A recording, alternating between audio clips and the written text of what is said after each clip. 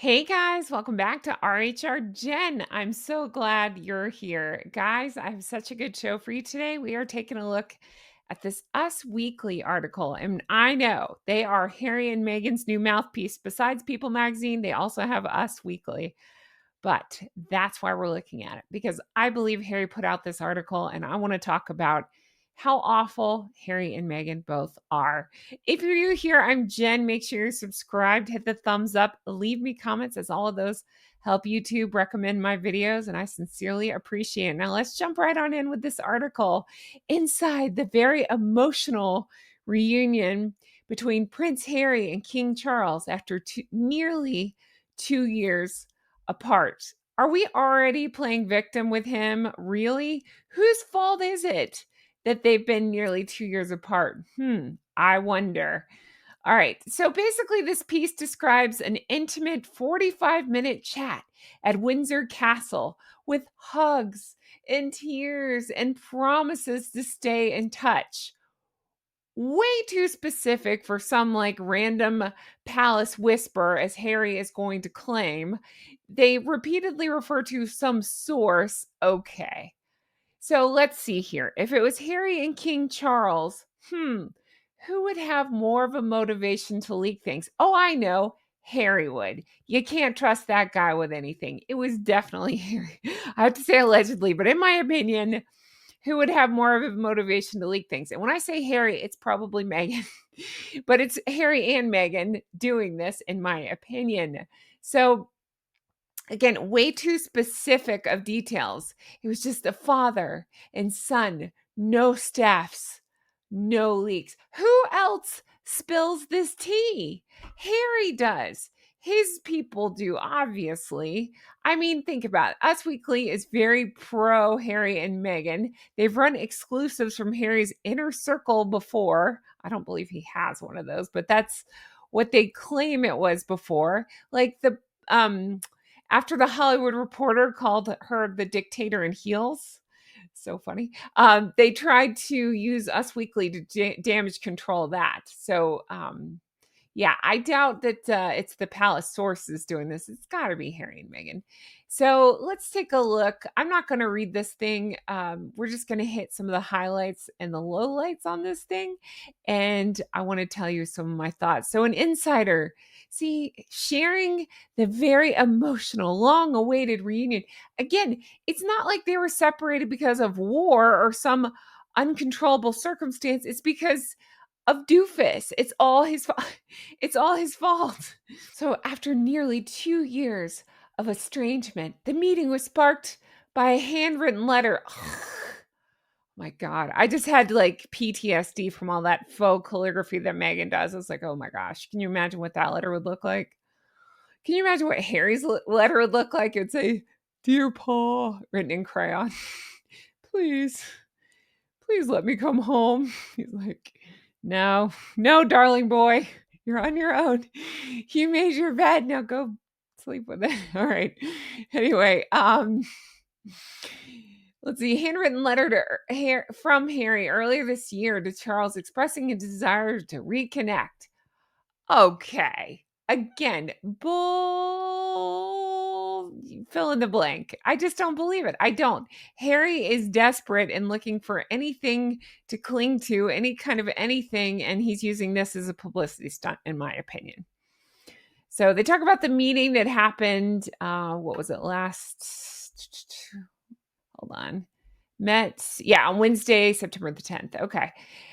They were not sure if it was going to happen until just in the last week, the insider continued, adding the reunion was super positive and very relaxed. Again, who has this information? Oh, I know who does. Harry does. Charles has zero to gain from airing this dirty laundry, which is funny because remember, Harry just said, I don't air dirty laundry. Okay. All right. Shall we go back through the list of things that you've put out airing the dirty laundry? I don't see the king talking about this. I don't see the royal family speaking out loud about this. It's just you and your Instagram living be wife. Harry's trying to turn him into like a reality TV star. I don't know what he's doing, but Harry's the fire starter. But he's playing victim. It's the height of hypocrisy. It really is. it's just this chaos that Harry is ignited with everything from Spare to Oprah to everything in between, trashing the family, endless Netflix, ugh, these Apple deals, everything. Anything he can do to monetize his gripes and his alleged perceived slights from his family. William got the bigger sausage. My God. So again, he wants reconciliation on his terms after what? 2 years of silence? Really? So Harry decides to go to the press that he pretends to be afraid of. So he's swooping in for a reunion, but then leaks it. It's this like hallmark moment. Oh, yeah. He's positioning himself as this prodigal son, begging for love. But again, he's omitting the fact that he's the one lighting the fire on all this. He and his Instagram loving be wife. He's like saying this stuff, alluding to his father, the king's poor health, and giving these big hints. He thinks he's being so clever. He's not. And he's saying, my dad's King Paul is my focus now. But seriously, it's just this cringe eye roll moment because where was that energy before the book deal? Where was that all this time? But now that all the opportunities have dried up, now all of a sudden, coincidentally, Harry wants a reconciliation. Again, we haven't seen Harry and Meghan together in quite a while, so I wonder if it's almost something to do with that, But the public reaction has been hilarious. People are roasting this, rightly so. Harry's delusional if he thinks this makes him in any way likable, sympathetic. It's just desperation, if you ask me. So he has no boundaries whatsoever. Just again, I'm thinking about the Spare and the Oprah and the Netflix and this privacy paradox of his. He's cashing checks for writing these things and saying these things, preaching about wanting a private life, and then immediately giving interviews like this and saying he wants reconciliation, but only if the royals met his demands. Apologies, security, title for his kids. All while he kept slinging mud. Again, it's not the royals out there writing books and saying things about he and Meghan. It's the other way around. It's the masterclass of wanting it both ways. Cry victim, play hero, try to make some money. It's just wild. So again, this 2 years of silence, it's Harry's choice. I don't believe that King Charles demanded him to go away for 2 years, but who could blame King Charles if he did? It's a self-imposed exile, and now again, he's playing victim. There's been probably some sort of nuclear fallout because his actions were not just a tantrum. It's so much deeper than that. It's a very calculated detonation on his part. I think he knew that Spare would wound his family, especially King Charles, and I would think Prince William, wound them deeply. He knew that the Oprah interview would force the palace into damage control, but yet he acted shock when his family wants to keep their distance from him, with William reportedly calling the reunion idea a terrible pre-meeting. Harry's silence wasn't just it's he's again, I'm just stuck on this. He's trying to make himself a victim and saying, finally, after all this time, we can reconcile. I don't believe it's a reconciliation. I think Harry got this meeting. I'm sure they had a nice visit, but is it anything? We don't know what happened behind closed doors, except for what Harry's trying to say happened here. Again, by going to the press he's pretending to hate and pretending to be the victim with. This anonymous source thing, Harry's mouthpiece. So again, a source tells all about the tears and the future calls. So if it was Charles's side, would we have heard anything? No, probably not. And if so, why would they leak to an American rag? It doesn't make sense. Who has more to gain? Oh, I know, Harry and Meghan. Who has a history of doing this? Oh, I know, Harry and Meghan. Who are Harry and Meghan's mouthpieces? People and Us Weekly. They just think they're the smartest in the room. And I would love to know, and you can let me know in the comments. Do you think Harry ran straight to the press? Or do you think that Meghan's like doing this while Harry's doing whatever the hell he's doing? Probably some of both. Probably like Meghan's like, okay, tell me all the dirt. Okay, I got this. Going to Us Weekly, like we need a paycheck. Going to back to the article, according to the outlet, the father and son chatted for about 54 minutes before Prince William departed for Invictus Games event around 6:14 p.m. local time. They were catching up personally about the children and what's been going on with Charles and his health. Boy, so in 54 minutes, which I'm calling BS on that too, because if you think about it, they've said before when the palace, I mean, again, I don't know, allegedly, when the palace says, they met for whatever 54 minutes, that doesn't mean they met for 54 minutes. It took X amount of minutes for him to go through to get to King. And then it took X amount of minutes for them to work through this, and then X amount of minutes for him to leave.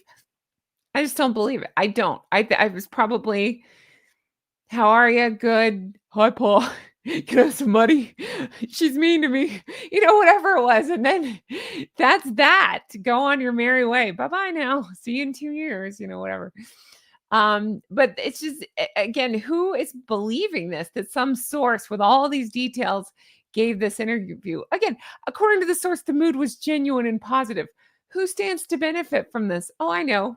Harry and Meghan do, because they're trying to get their names in the same sentence as the actual royal family and as the king.